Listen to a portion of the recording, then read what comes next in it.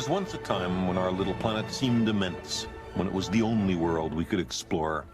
Its true size was first worked out in a simple and ingenious way by a man who lived here in Egypt in the 3rd century BC.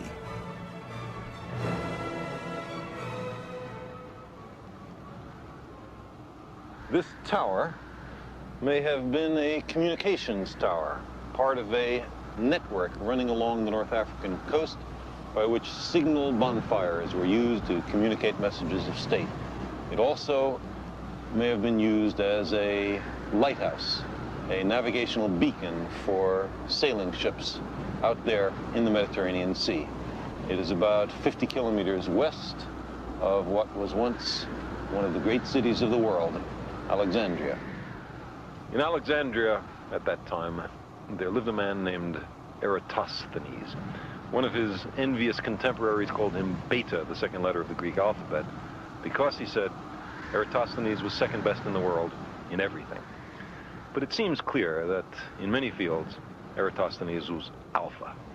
He was an astronomer, historian, geographer, philosopher, poet, theater critic, and mathematician.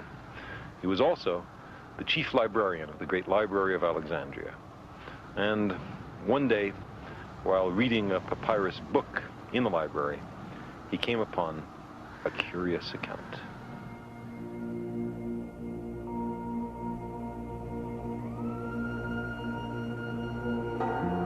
Far to the south, he read, at the frontier outpost of Sagan, something notable could be seen on the longest day of the year.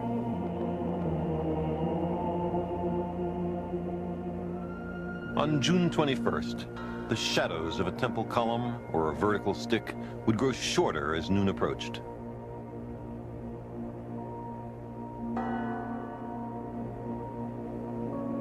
And as the hours crept towards midday, the sun's rays would slither down the sides of a deep well, which on other days would remain in shadow.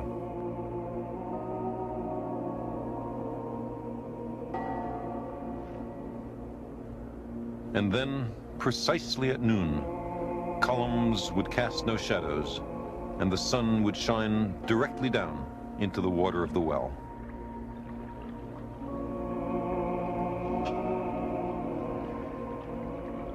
At that moment, the sun was exactly overhead.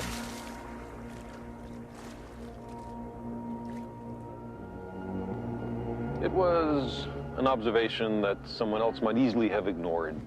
Sticks, shadows, reflections in wells, the position of the sun, simple, everyday matters of what possible importance might they be. But Eratóstenes was a scientist, and his contemplation of these homely matters changed the world, in a way, made the world. Because Eratóstenes had the presence of mind to experiment, to actually ask whether, back here near Alexandria, a stick cast a shadow near noon on June the 21st. And it turns out, sticks do. An overly skeptical person might have said that the report from Sagan was in error, but it's an absolutely straightforward observation. Why would anyone lie on such a trivial matter? Eratóstenes asked himself how it could be that at the same moment, a stick in Sagan would cast no shadow, and a stick in Alexandria, 800 kilometers to the north, would cast a very definite shadow. Here's a map of ancient Egypt. I've inserted 2 sticks, or obelisks, one up here in Alexandria, and one down here in Sagan. Now, if at a certain moment, each stick casts no shadow at all, that's perfectly easy to understand, provided the Earth is flat.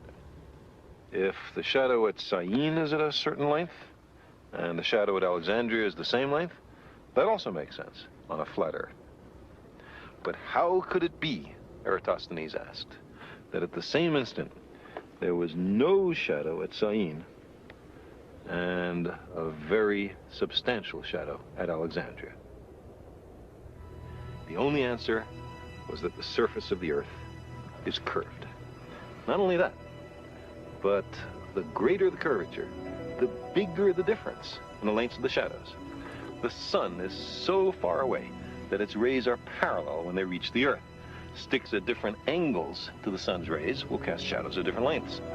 For the observed difference in these shadow lengths, the distance between Alexandria and Syene had to be about 7 degrees along the surface of the Earth. By that I mean, if you imagine these sticks extending all the way down to the center of the Earth, they would there intersect at an angle of about 7 degrees.